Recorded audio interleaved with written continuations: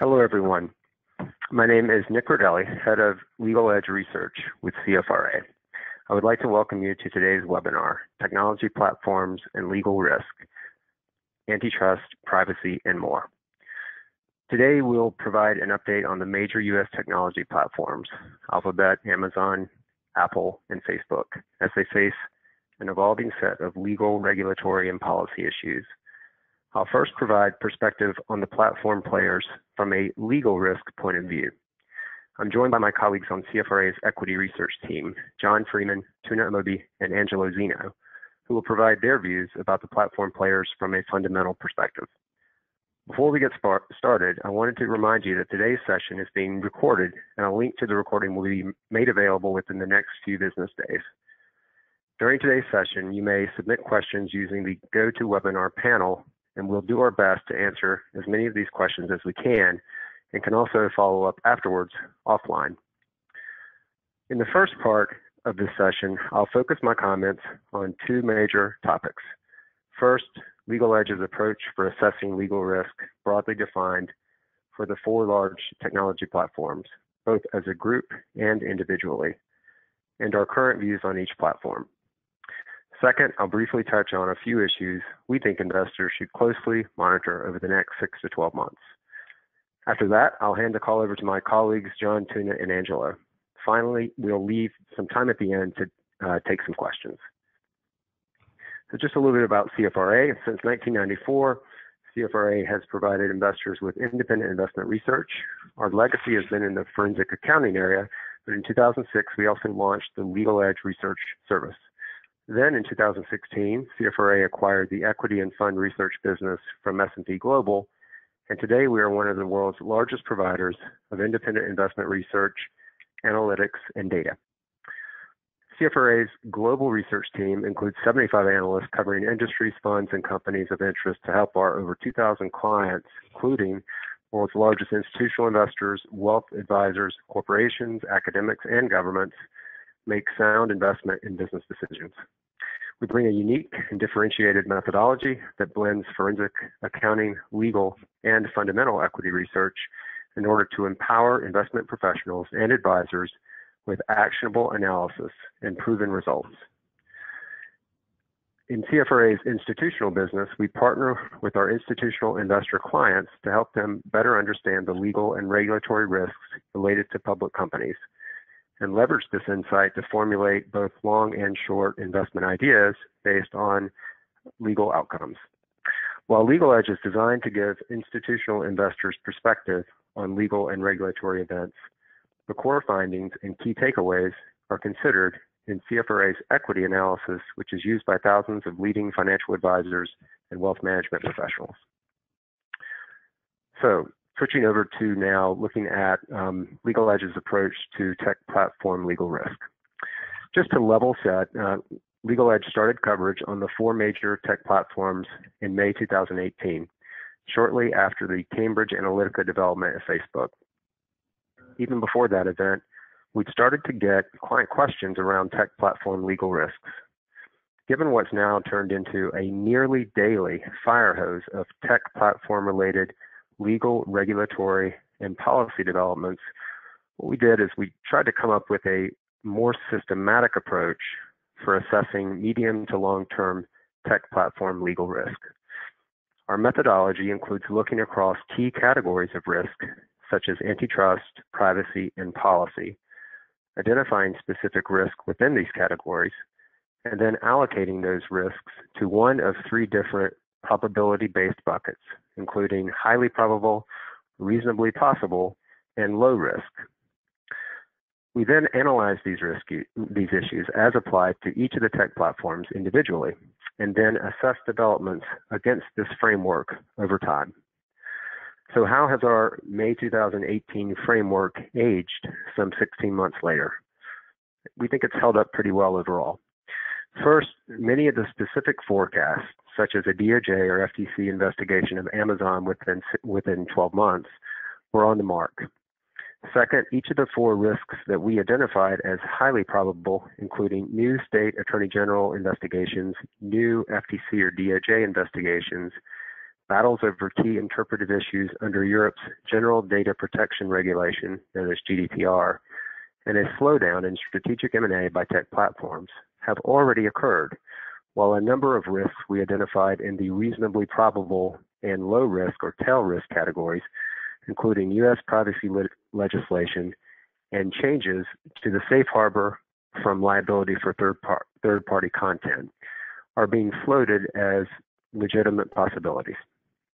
Finally, the tech platform group has underperformed the S&P 500 since May 10, 2018, the date of our initial report, a trend that's especially notable relative to the prior 1, 3, and 5-year periods when the platform group outperformed the S&P 500 by 20%, 111%, and a whopping 296% respectively. Interestingly, while Facebook garners more risk-related headlines and is the worst performer of the platform group over the past 16 months, we note that Amazon modestly underperformed the S&P 500 since May 2018, which is a significant step down in performance relative to the prior 1 and 3 year periods when Amazon drove the lion's share of the outperformance of the platform group as a whole. In summary, while a range of fundamental and other factors obviously combine to drive overall share price performance, we believe legal risk has likely played a role in the downshift in share price performance of the platform names as a group over the past 16 months. So this all naturally leads to the next question, which is where do we go from here? In our view, if anything, the environment probably is somewhat more hostile to the major tech platforms than what we anticipated back in May of 2018. This includes the involvement of state attorneys generals at an unprecedented scale, seemingly unending press coverage, where in some cases parties complaining about tech platform conduct, in a sense, hedged their bets by presenting their arguments to both regulators and to reporters. One more optimistic interpretation is that increased attention often implies that risks are becoming, or already are, imputed in share prices, possibly creating opportunities. Further, recognizing that some form of new regulation is inevitable, we expect to see, and indeed already are seeing, a sophisticated campaign of persuasion and advocacy by tech platforms to shape new policies and regulation. A success story template for this strategy is Google's outcome with the U.S. Federal Trade Commission back in 2013. This involved the FTC's investigation of so-called search bias, or the favoring of Google's own properties in display results. Notwithstanding strong evidence of any competitive acts that became public through an inadvertent release of an FTC staff memo to the Wall Street Journal, the FTC commissioners voted 5-0 to close the investigation with no meaningful action taken. Interestingly, the statements of the FTC in its press conference and public statements were much more favorable to Google than the views espoused in the FTC's staff memorandum. For example, the FTC staff considered a search bias lawsuit to be a, quote, close call and appeared troubled by Google's mixed motives and evident harm to competition. The staff also acknowledged that Google's actions had, quote, entrenched Google's search monopoly. By contrast, when announcing the termination of its investigation, then FTC Chairman John Lebovitz effectively gave Google's alleged search bias-related practices a clean bill of health, declaring that Google's primary reason for changing the look and feel of its search results to highlight its own products was to improve the user experience. The chairman also described Google in the same statement as, quote, unquestionably one of America's great companies, innovative in fields from its core search engine to such varied ventures as driverless cars and augmented reality eyewear. You'd almost think that Google's PR department had written the chairman's statement. But most importantly, the FTC gave Google a template for how to legally conduct business going forward. That is, if Google can muster any pro-consumer rationale for an algorithm change or an alteration in search display results, they're probably home free, at least in the eyes of the FTC's prior leadership, from any complaint that the real reason for the change was to stymie competition. So that's the optimistic take from here. The less optimistic view would be that tech antitrust and privacy issues are now expanding well beyond the control of the US DOJ and FTC. Europe, US states, and the US Congress all have launched their own independent investigations of the tech platforms. In short, federal regulators in the US, and even the US Congress for that matter, are no longer the only game in town. Significant players with divergent interests, most notably US states and European regulators and policymakers, may not go along with light touch policy outcomes and symbolic antitrust enforcement cases that have little or no real world impact. In short, we believe it will be more challenging for tech platforms to shape regulation, policy, and enforcement cases to their ends than ever before. Ultimately, though, when it comes to antitrust enforcement at least, the facts and the law matter. Regulators might be more willing to gamble with a borderline case now than before, but they still have to develop a case that is supportable under the law. And U.S. antitrust law, as it has developed through court decisions over the past 30 years, is generally favorable to defendants. One thing is clear. Internal communications and decision-making from years past will come in for detailed scrutiny. Former U.S. Supreme Court Justice Louis Brandeis once observed that sunlight is the best disinfectant. For the tech platform group, there clearly will be plenty of sunlight, and we'll have to see where that takes regulators and policymakers. So now moving on to our current take on each platform individually. We're fairly constructive on Alphabet from a legal risk perspective. Our view is based on a range of inputs, including the durability of the company's search monopoly, the precedent established by the FTC's prior case against Google that we just discussed, and the relative maturity of the various investigations and regulatory actions already brought against Google.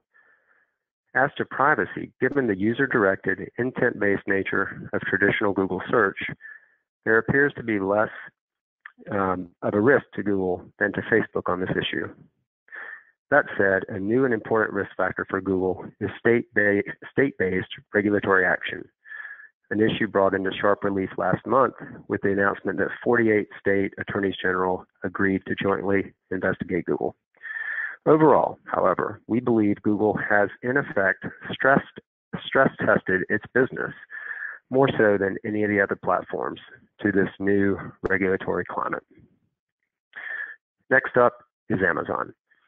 Amazon was the platform we identified in May 2018 as having the most significant potential downside re-rating risk, that is, risk relative to then current expectations. Since then, European regulators confirmed they are investigating Amazon's retail business. Then, news reports this summer indicated that both the U.S. Federal Trade Commission and the U.S. Department of Justice are investigating Amazon. Further, we believe European regulators will eventually investigate Amazon's AWS business as well. We'd highlight 4 issues for Amazon. First, with regards to the U.S. FTC and DOJ inquiries. Using a tool known as Section 5 of the FTC Act, the FTC has broad discretion to challenge unfair business practices, even when the conduct at issue might not qualify as a violation of the Sherman or Clayton Act. This tool is not available to the DOJ. This could be important given that the FTC was reported to have the lead role in investigating Amazon, at least initially. Second, Amazon generates the bulk of its profits from business services, an area where Amazon's conduct may be more susceptible to antitrust risk. For example, there have been claims that AWS copies ideas from vendors that sell their services through AWS and uses AWS usage metadata to figure out which emerging ventures it should take an ownership stake in. On the retail side, Amazon's access to vendor sales and other data is alleged to allow Amazon to pick off in-demand products either by going directly to the manufacturer or making private label versions. On the search side of the business, a recent Wall Street Journal article portrayed Amazon's retail executives as forcing changes to Amazon's product search algorithm late last year to incorporate profitability to Amazon or a proxy of the same as an algorithm input. Third, given Amazon's relatively thin profit margins, we wonder whether even modest remedies in the antitrust enforcement context could have a more material impact to the company, while comparably more aggressive action might be required to meaningfully impact Google's business by comparison. Fourth, the EU is testing out a new legal process known as interim measures, which would allow European competition regulators to force business practice changes while an underlying investigation works its way through the legal process. We think Amazon could be a target for the use of interim measures by European competition officials over the next year or so. We'll have more on interim measures a little later on the call. Next up is Apple. Our May 2018 report identified Apple as having the lowest absolute and perceived antitrust and data security and privacy risks among the big four tech platforms. Since that time, Apple's antitrust risk related to iOS platform access and the 30% take rate on apps has generated some attention, with Spotify's well-publicized complaint and Apple's May 2019 loss in the U.S. Supreme Court in a case alleging monopolization via iOS and the App Store. While Apple's differentiation on privacy relative to its platform peers is a clear positive, there are still several challenges in this area for the company. First, Apple needs to shift its investment narrative to services, and its need to shift its investment narrative to services likely will continue to draw more intense scrutiny to controversial business practices, with Apple's greatest legal risk in areas where it competes with apps on its platforms. For example, the Wall Street Journal and New York Times recently published findings suggesting that Apple has one set of app policies for itself and another for third parties, and has set up algorithms to favor the display of Apple apps over those of rivals in App Store search results. Second, we believe Spotify's EU complaint will likely result in a formal investigation and could draw additional complaints.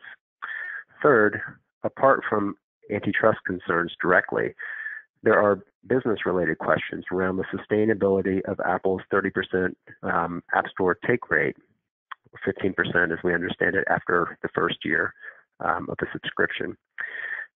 Popular apps, including Tinder, are actively implementing workarounds to try to avoid similar fees on Google's platform, and it seems inevitable that similar efforts will be made to avoid Apple's App Store fees.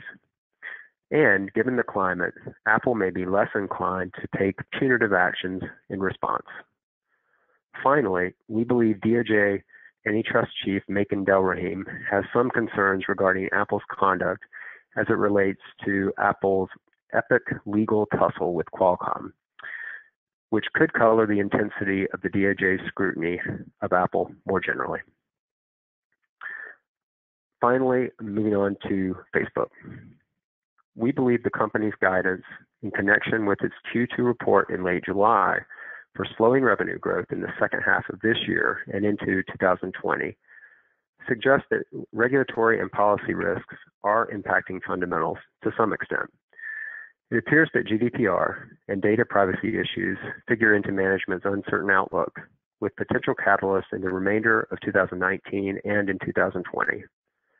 We also believe that the FTC privacy consent decree settlement and intensification of regulatory scrutiny with dual FTC DOJ inquiries and at least 10 pending GDPR cases could introduce conservatism and act as a tax on product innovation at the company.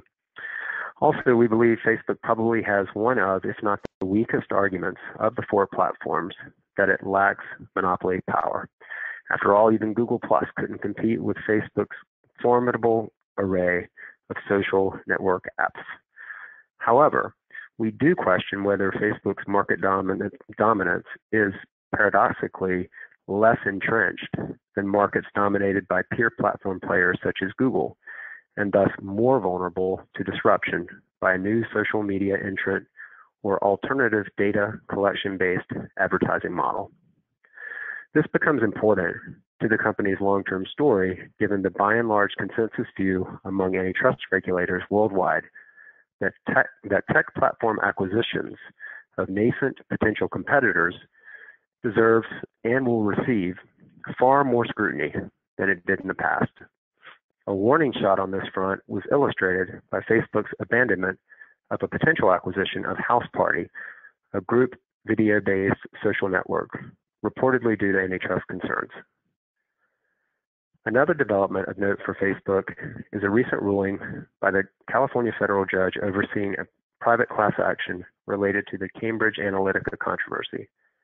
The judge found that Facebook, quote, could not be more wrong in its argument that users had no legitimate privacy interest in any information made available to their friends on social media. The ruling also establishes that user consent will only be effective where the full extent of the gathering and use of the data is fully disclosed to end users.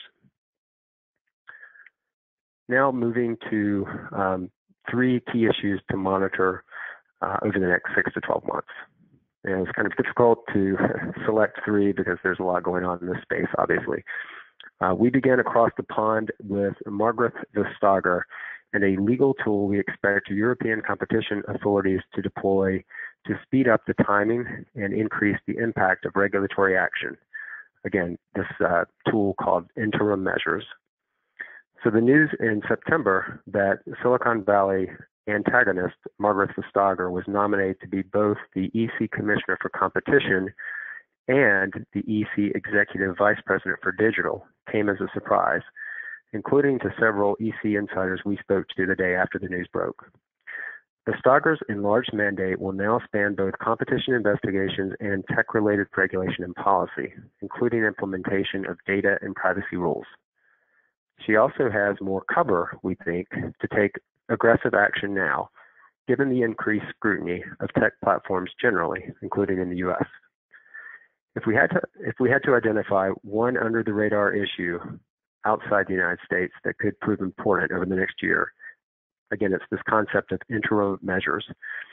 First established by the European Court of Justice in 1980 and then codified as law in 2002, interim measures are similar to a preliminary injunction in the United States where conduct changes are ordered on an interim basis while an underlying investigation continues. To impose interim measures, the EC must establish 2 things. First, that there's been a violation of competition rules, and second, that there's a risk of serious and irreparable harm to competition. In June of this year, Broadcom found itself on the receiving end of the first statement of objections seeking interim measures in 18 years. We believe that the EC, sensitive to the criticism that its antitrust cases take far too long and therefore are of limited practical utility in fast-moving technology markets, is using the Broadcom situation as a test case to establish precedent that may eventually be used against tech platforms. Where might we first see interim measures in the context of a major tech platform? As touched on earlier, Amazon is one obvious candidate, with the EC in July of this year disclosing a formal investigation of the company's use of data regarding third-party sellers on its marketplace platform. A second key area to watch, touched on earlier in the context of our discussion of how Google skillfully turned the FTC's search bias investigation from a negative into a positive, is the tone and actions taken by U.S. antitrust regulators.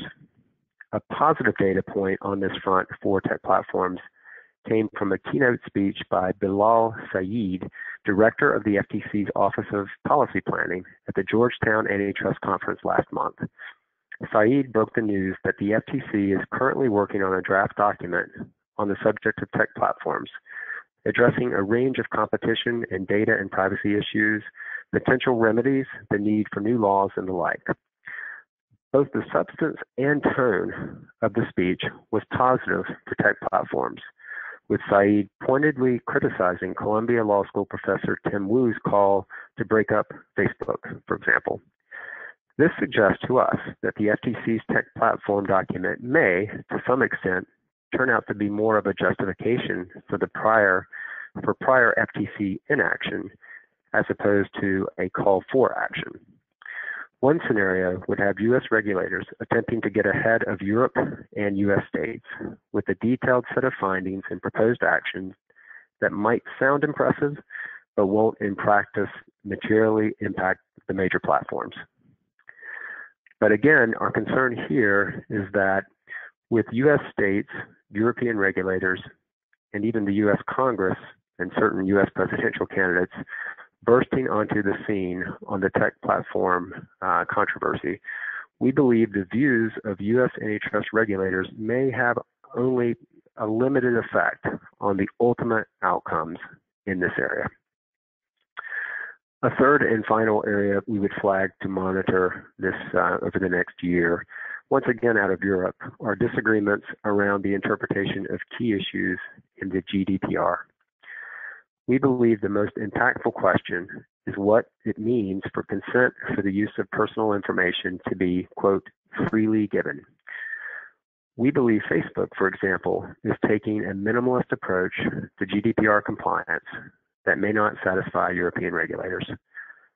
The biggest risk to Facebook from GDPR, in our view, would be for European regulators and courts to conclude that a user's consent for Facebook's use of personal data is not freely given when that user is faced with what amounts to a consent or get off the platform choice. Fortunately for Facebook, this seemingly straightforward issue may take 1 or 2 years to be fully resolved as cases work their way through Europe's country level, then European Court of Justice level legal process. Here again, we note the risk that should EC regulators decide that privacy issues also represent a competition problem, then the use of interim measures could be deployed and could speed up the timeline. So that concludes my remarks on the tech platform group from a legal perspective. I'm now going to hand the podium over to my equity colleagues, John, Tuna, and Angelo, who will discuss their views on the platforms from a fundamental perspective. I'll be back with some concluding points before we move into Q&A.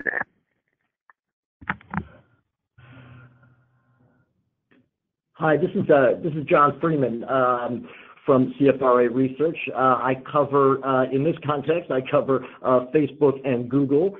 And so the first one I'd like to talk about is Google. If you could roll the slide to the Google slide, that would be great. There we go. Fantastic. Okay, so despite all of the reg risk that we definitely see, and it's very real, we are maintaining a buy rating on Google. The overall picture is, even with the reg risk, it's a fantastic business model, and with I think underappreciated areas of growth. First of all, I think that if they split up Google, most likely they would split it up, cut across the dotted line, right, and break off YouTube from probably from the rest of Google. That would be a natural splitting. I actually think that would actually unlock more value than that relative to the loss of synergy that you would have between having YouTube and Google search as part of the same company. And for Google proper, I think search really does have, top line growth legs. I mean, I think there's a tremendous amount of ad dollars that have still not yet moved from traditional broadcast media, print media, to online. And I think that advertisers are still to this day, there's that whole half of back of the adoption bell curve of advertisers that really haven't even started putting a toe in the water, right, for using Google search and search optimization as their main sort of marketing or a primary marketing tool. And I think that's even more true internationally. I think you see, outside of the United States, actually Google has more share, not including, of course, China and Korea and the Cyrillic language countries like Russia and so forth. So I think I definitely think that's underappreciated. I would also note the revenue growth potential for YouTube, which is becoming increasingly material. And then finally, cloud. I think the most underappreciated. It's on a surprising run rate. I tell people it's on a run rate presently of $8 billion a year, they are really surprised, and I think that can hit $25 billion run rate by fiscal 22. And that's due to the accelerating migration of enterprises, particularly mission critical applications to the cloud. And I think a lot of that will go to AWS, and then Google gets a lot of the maybe the non-mission critical, the less expensive sort of applications that migrate to the cloud. And I think it's just, generally speaking, enterprises are going to want multiple suppliers of infrastructure as a service and platform as a service cloud services. So I think Google continues to benefit there, and that's not really I think in the crosshairs of regulation. Another thing about Google, of course, is they are just much better at managing reg risk. They've been doing it for longer.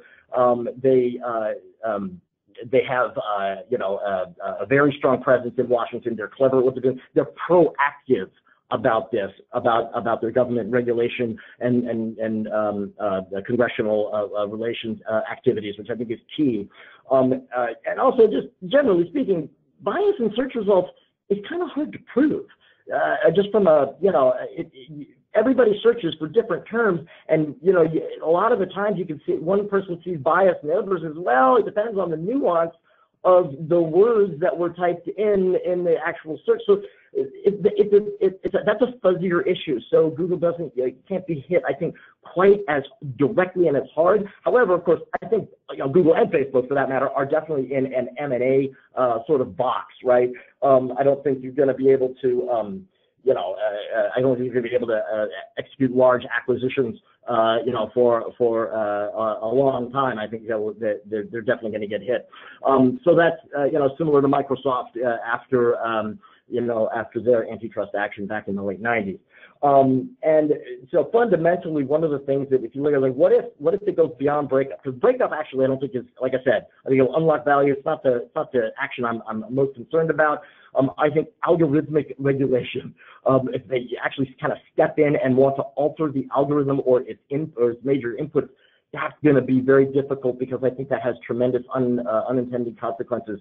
But I do think that to some degree, that's explainable, and cooler heads will prevail. On to Facebook. So Facebook definitely has a larger regulatory risk, and yet still we do also maintain our buy rating on Facebook as well. Again, I think a lot of that, some of that, or it's kind of a hard thing. It's a risk-adjusted basis. I think the discount is built in. It's well deserved, but it's built in. I think that Facebook has tremendous levers of growth to pull that it hasn't pulled yet. I think even more so than Google, advertisers are really starting to just figuring out, how to learn how to advertise, build emotional brand engagement on the platform. I think they're successfully doing that, and they're getting better and better. And I think there's just a lot of legs to grow, a lot of legs left in that sort of trend.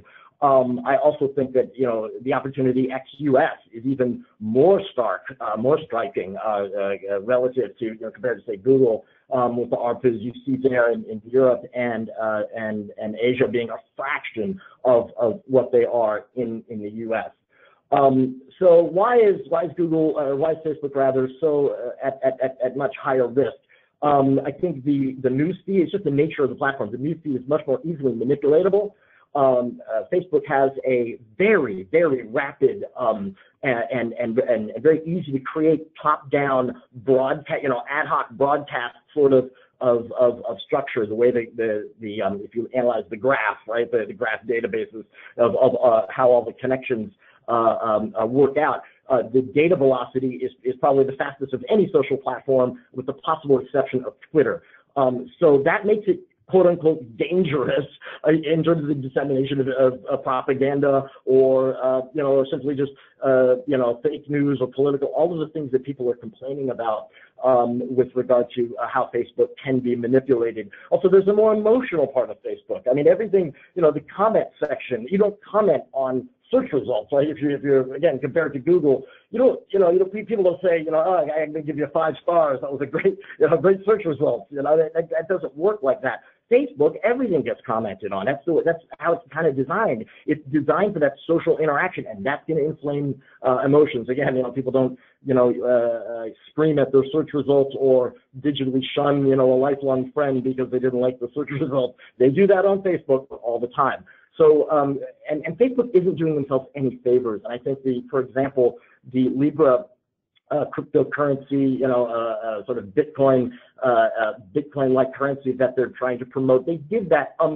They made that press release and announcement a month after the Judiciary Committee announced they were looking at writing completely new legislation to, rein in social networks. Well, then Facebook comes up with an idea for digital cash that is going to allow, anonymous payments for propaganda and political ads. I think that's just it was just a bad timing. It's not necessarily a bad idea. It just showed bad timing. And I think the recent leak of video, the video of Zuckerberg and audio of Zuckerberg at his very regular staff meeting shows a couple of things. One, Zuckerberg, it is a staff meeting of a couple hundred people that Zuckerberg does regularly, and he says, no, don't leak anything.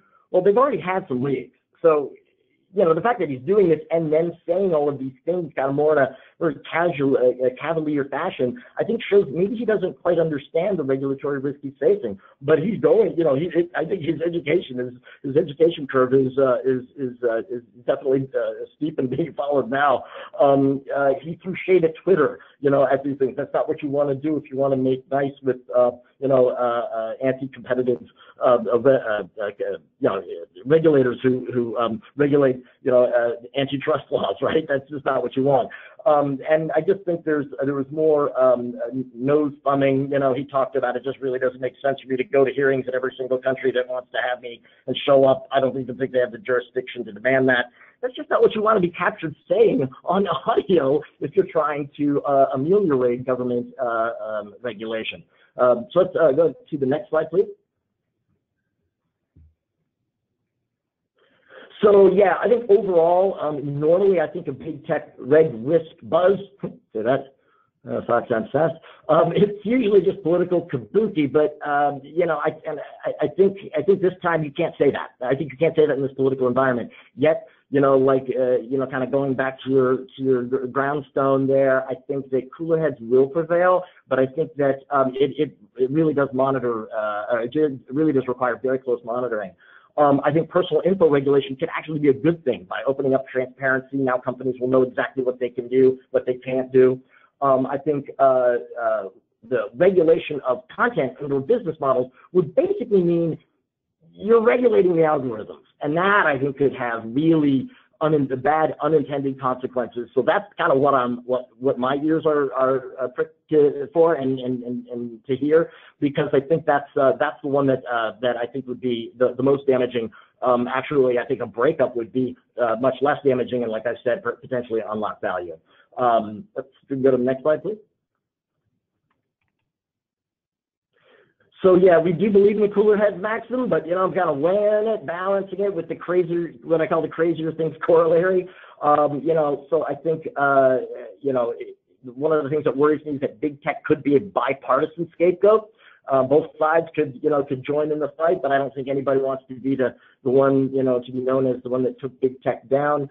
I think the real risk is really new laws, not just stronger enforcement. And I think the last thing I'd mention is that and particularly with Facebook, this time it's personal. That is, what Facebook is influencing. If you look at the past, it's always been some competitor or constituents that complain about large companies. In this case, it's the politicians themselves who are being affected. They're the ones whose Facebook is or Google bias, for example, is being able to turn the results of an election. So therefore, they're the ones regulating these guys. That also concerns me and makes me, really want to pay a lot more attention at what not just regulators, but legislators are saying. So that's all I have for now, and thank you very much. And next up is Tuna. Good morning, all. This is Tuna here, and we're very happy that you can join us today.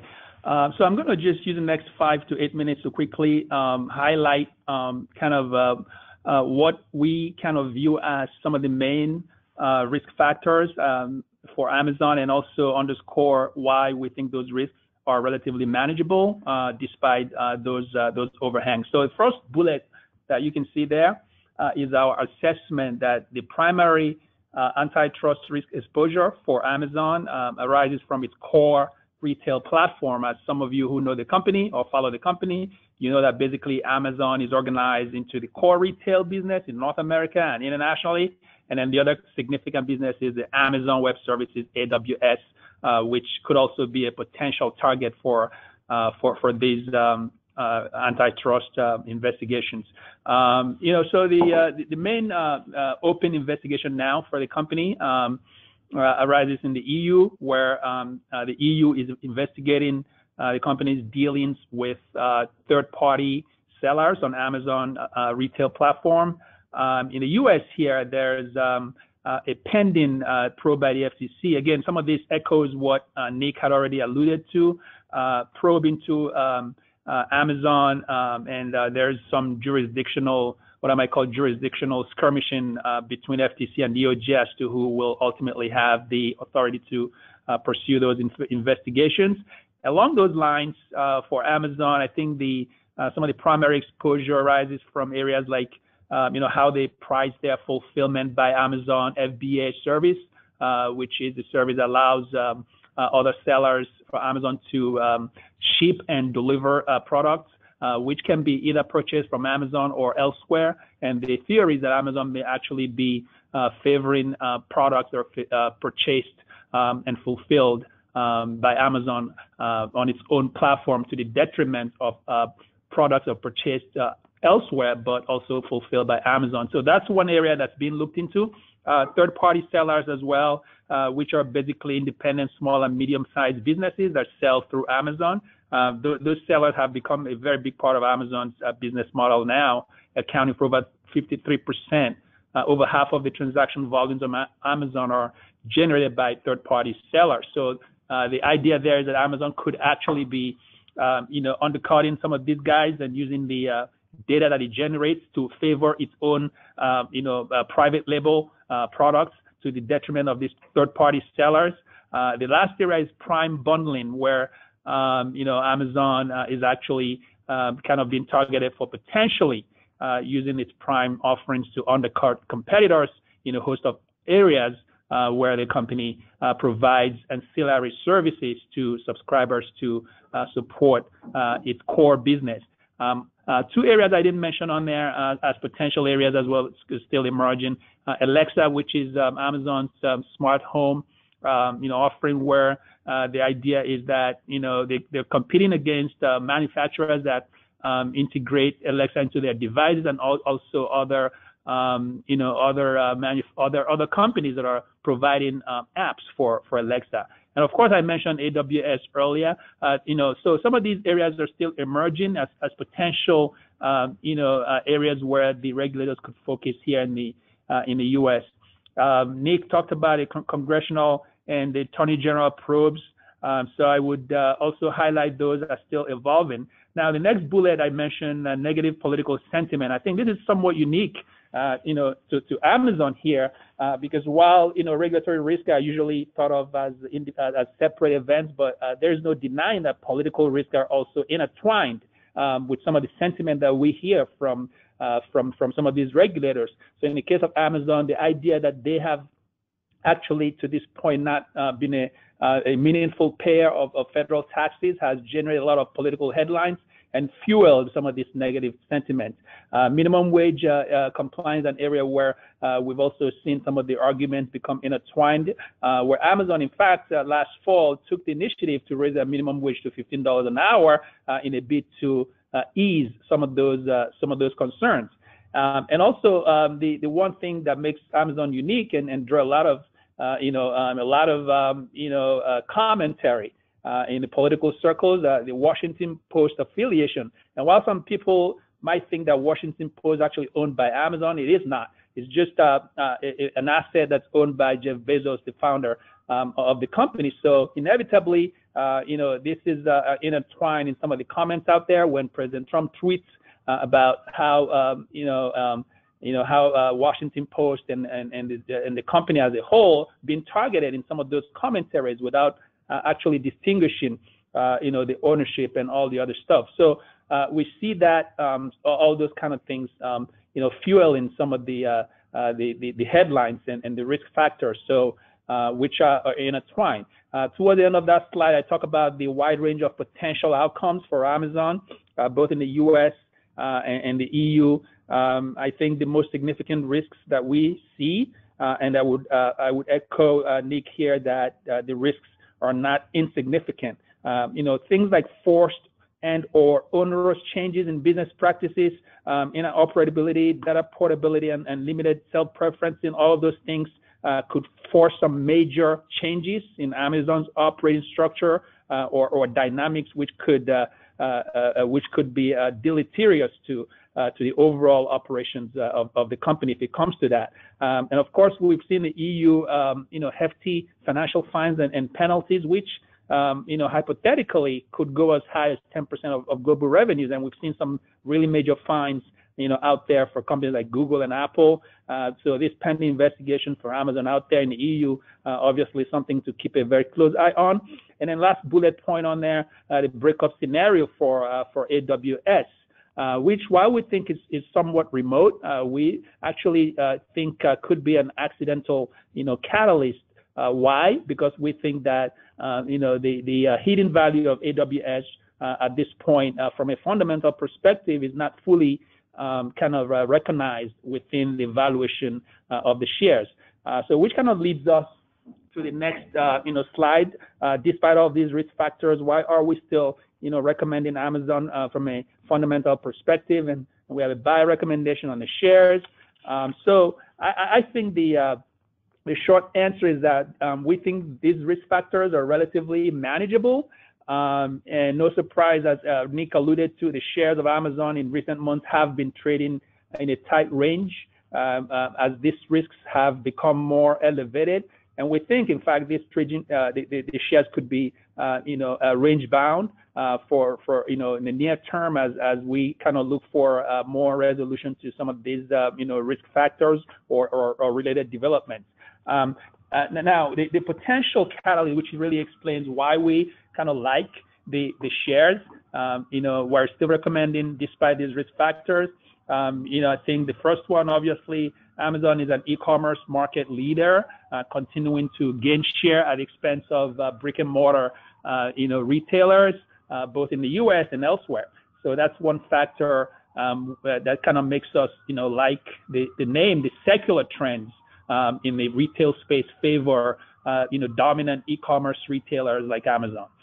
Prime membership growth, by our assessment, Prime members could be now north of 120, 130 potentially million, globally, and we see Prime as a main catalyst for growth. We just came through the last Prime Day, the 5th annual Prime Day, where new records were set and new products are really driving acceleration in growth, and Prime has continually been overhauled in terms of the perks that have been offered, including most recently a shift to one-day delivery. You've got instantaneous delivery same day now in a lot of markets, a lot of other perks, whether it's video, etc., really driving Prime membership growth. The next 3 points: cloud computing, digital advertising, third-party sellers, I think really in aggregate underscore what we call a favorable shift in the business mix for Amazon toward higher margin businesses away from the core retail business, which isn't as high margin as cloud computing, AWS, which is now kind of posting north of 30% margins. Third-party sellers, as I indicated earlier, more than half now on the platform. Things like digital advertising, where Amazon, little known fact now, is the kind of the third largest in terms of digital advertising, revenues, behind, Google and Facebook, and growing very, very fast. These are really high margin opportunities that are still evolving that we think will remain some significant growth catalysts for many more years to come. Now, voice activated assistants, talked about Alexa and Echo lines of devices, both on the software and hardware. International opportunity, I think I would argue, is still barely scratching the surface in markets like India and China, where Amazon has been investing aggressively, both in the core retail and the cloud computing business. The multi-industry disruption, no surprise, Amazon has its tentacles in, well over a dozen, industries that, are really not getting a lot of headlines at this point, but the company quietly laying the groundwork to become significant competitors, whether it's in, auto aftermarket or things like pharmacy benefits management. And you can go down the list and see that this company really is, positioned itself to become a significant player. And we see, grocery as well, I should mention, where, every move Amazon makes, whether organically or acquisition in any of these sectors, really tends to upend the reaction of investors in those other spaces. So it's part of why we, like the name. So in summary, last bullet on that page, as I said, the risks are still viewed as relatively manageable. And for that reason, we continue to wait for more clarity regarding the evolution of these risk overhangs while we continue to, recommend the stock. So with that, I'd like to pass it on to Angelo Zeno to talk about his fundamental perspective and risk assessment for Apple. Angelo? Awesome. Thanks a lot, Tuna, and hello, everybody. So I'll spend the next few minutes discussing our outlook on Apple. We do have a buy recommendation on the shares. 12-month target price is $240, and really we have three key pillars to our favorable outlook on the shares, and I'll go through each one of them. So, first and foremost, services growth is by far the most important component to our buy. Generated about $46 billion in revenue over the last 12 months. We think it'll easily eclipse the $50 billion annually that the company projected over 3 years ago for 2020. And we continue to believe the services business overall is being underappreciated, which we value at over $350 billion. Just really the key points here within services, Apple overall shifting to a more recurring-based subscription model. Some of you I may have seen moving towards Apple TV streaming, Apple Arcade, their gaming platform that they announced this year, the newspaper offering. Most people pay a monthly storage fee on Apple. They've got Apple Care and a ton of other stuff. So we believe all this is providing more stickiness to the ecosystem and overall greater visibility towards their business. Services now generate more than 2 times the hardware margins, more than 2 times the margins that hardware commands, and it continues to widen. So overall, representing a bigger piece of the profits for the business. The bottom left pie there, you can see Apple's revenue breakdown, which we're projecting for fiscal 21. The big two growth areas, of course, being services and wearables. We think currently making up less than 1/3 of the pie, but will generate more than 40% of the profits here. Now, given these factors, we estimate that every services dollar will be worth about three times more than every hardware dollar, which over time should continue to warrant multiple expansion in the shares. So while we're very bullish on the services story within Apple,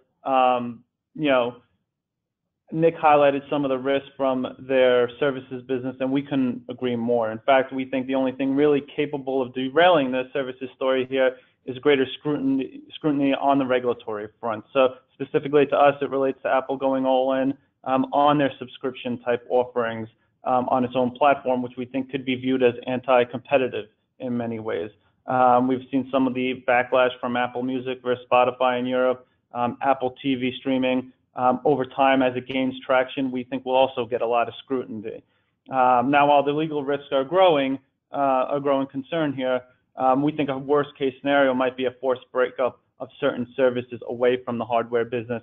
And that being said, just like John mentioned with regards to Alphabet, we don't view that scenario as all that bad, as it could actually help extract the true value of some of its service offerings. Moving towards the second leg of our buy recommendation really hovers on the hardware side of things. We expect a return to growth here, really driven by the evolution of 5G and the greater penetration in their wearables business. As far as iPhones are concerned, we expect another decline over the next year. That's going to come from despite the fact that we're looking at easier comps for the iPhone 11 cycle. But there really is a lack of need for consumers to really upgrade the cycle, especially with 5G approaching next year. Given the extension of replacement cycles, we think it's going to extend closer to 4 years. We do think the all-important 5G launch in the fall of 2020 will allow the company to return to growth in iPhones. We're looking for about mid-single-digit growth. And then in terms of wearables, the comps get really tough this year, over the next year, especially as they didn't have any major aesthetic changes on the watch that they announced this fall. But that said, Apple's focus on new healthcare capabilities and better affordability. For those that didn't see, the Apple Watch 3rd edition now being priced at $199, we think continues to add stickiness to the ecosystem and helps drive growth to that installed base. And then third and final to the next third and final leg to our Apple story here is, of course, Apple's cash and free cash flow potential. We continue to be believers that that cash is king, and Apple really kind of rules the land here. For those not aware, they've got over $200 billion in cash, and most important, their net cash position of $102 billion, which we think will be able to deploy here over the next 2 to 3 years to get them towards net cash neutral, will be extremely favorable to shareholders. How are they going to use that cash here? You can kind of see here towards the bottom half of the slide. Management continues to favor buybacks over dividends. M&A just really not in their DNA here, but they've returned over $370 billion to shareholders since 2012. That, essentially buying back over 30% of their shares. And our view is they'll probably buy about another 10 to 15% here over the next 3 years, assume 1 to 2% per quarter as they accelerate their buybacks here. And, just to kind of recap, we do have a buy recommendation, $240 12-month target price. Continue to think the story is driven by services, the 5G story, and that unbelievable free cash flow story. And that being said, I'll just return the call back to Nick for concluding thoughts and remarks. All right. Great. Thanks, John, Tina, and Angelo. So I think this discussion underscores CFRA's ability to bring to bear multiple perspectives on obviously pretty complex issues to the benefit of our clients. Given the prominence of the tech platform players and the importance of these companies to investors' portfolios, this obviously will be an area of focus for all of us in the months ahead. With that, I'm going to jump straight into Q&A. So the first question that came across, I'll take this one. It's for me. Question is what? It's on Amazon. What specific conduct is supposedly illegal at Amazon? For example, how is Amazon any different than Walmart? So it's a good question, and it's one that we've been asked several times over the last 6 months or so. It's something that comes up pretty frequently with clients. So I guess the question is where, if at all, should regulators draw the line with the use of competitors' data? I do think the analogy between Walmart and Amazon, both having their own private label offerings and both using data from third-party merchants to inform their strategies, that analogy does work. But only to a point. I think there are differences as well.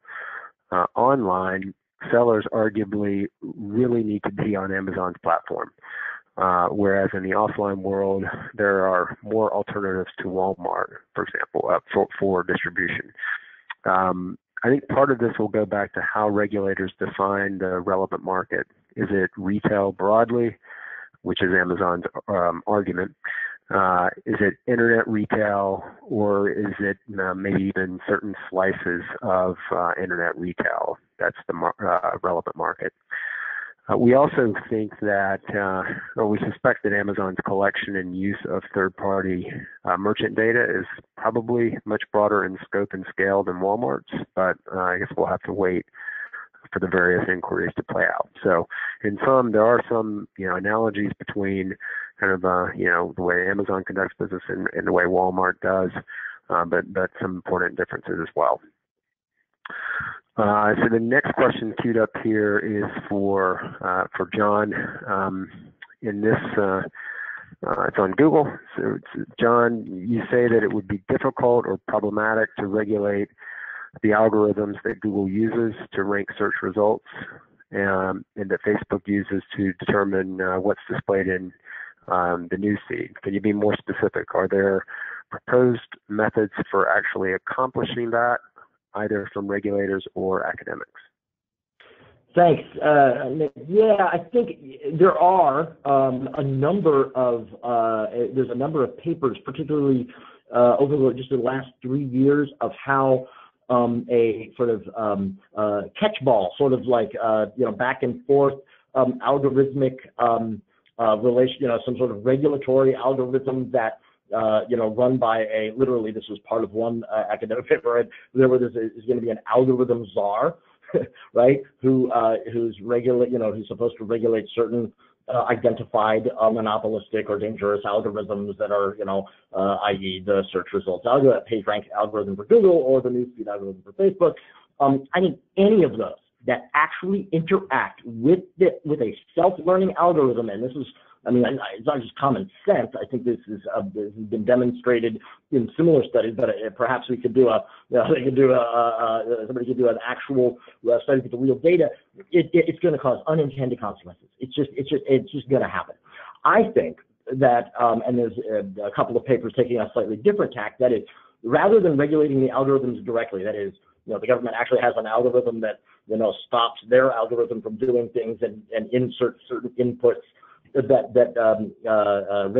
sort of bends the behavior of the company algorithm.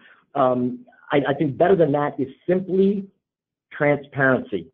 Sunlight, right, is the best antiseptic, and I think in this case as well. And there are software tools now that are available, that do a great job of actually monitoring and bubbling up and just sort of overall being able to report how the algorithms are behaving, what their little biases are, what's trending at any given moment. And I think just more transparency about the results of the algorithm rather than mucking with the inside of the black box and how the algorithm works. That is, I think, a better remedy because it is a lighter touch. And I believe that going forward, this kind of sort of increased transparency with regard to data is really the right way to go. So that's my take on that. There will be debates on this subject with those two differing points of view, as well as other points of view that from you don't touch them at all to they have to be the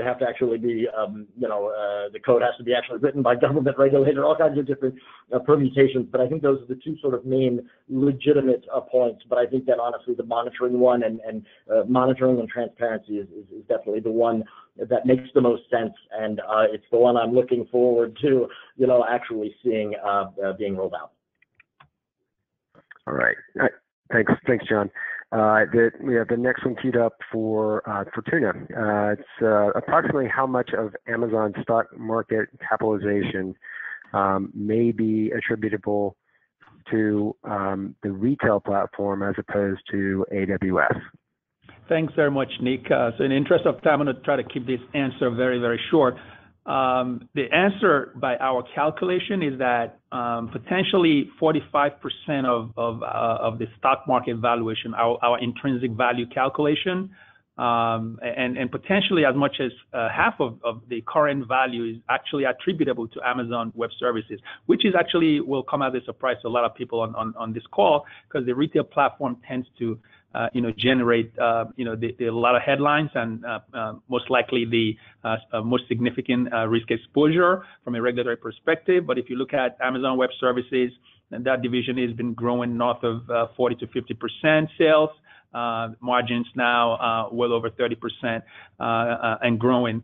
compared to the core retail, which is growing in the teens, and margins in the core retail are still in low single digits. So if you extrapolate that, AWS, as I alluded to earlier, could be an accidental catalyst in the under a spin-off scenario, and we don't think the value of AWS actually fully recognized in the shares at this point. And it's no coincidence that when the company started breaking out AWS results in 2015, that's really, if you look at the stock chart for Amazon, that's when the shares actually took off.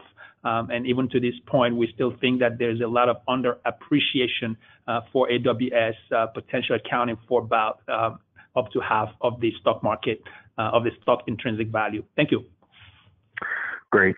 Thanks to that. So we have time for one more quick question. This one's for Angelo. The question is, you highlighted that the biggest risk for Apple from a legal perspective are potential negative implications to the services business. What revenue or earnings impact could Apple see if it were forced to cut commissions on sales through its App Store? Yep. So, quick answer here. About a third of Apple's services business comes from the App Store. By far, the biggest chunk of their services business, at least that we estimate that. If Apple were, let's say, forced to cut its commissions in half, and listen, they're getting about 30% commission on sales through its App Store. On subscriptions, they're getting about, it gets cut to 15% after 1 year. But if we were to cut that all in half, you would think it would have about a 3% impact to revenue. More notable, 7 to 8% impact on their bottom line. From a stock perspective here, listen, we think the stock probably overcorrects more than that 7 to 8% impact on profits, because services are such a big part of the long-term growth story of the company, and really why the stock has seen multiple expansions. So, simply put, that's how we would quantify it. Great. Thanks, Angelo. So we're out of time now, so we'll have to leave it there. We'll follow up offline with some questions that we got that we didn't have time to address. So on behalf of the team here at CFRA, we just want to thank you for joining us today. Within the next day, you will get a note from us with a link to the replay and slides from today's session. Just a quick footnote, we hope you will join us for the next webinar. Don't overlook the middle of the market, mid-cap investments, where my colleague Todd Rosenbluth, who's the head of ETF and mutual fund research at CFRA, he'll sit down with Matt Bartolini, who's the head of Spider America's research at State Street Global Advisors, for a discussion on mid-cap index strategies. We'll have more information and a link to register, and that will be sent to you in upcoming days. In the meantime, should you have any questions, please don't hesitate to contact us at cservices@cfraresearch.com. Thank you.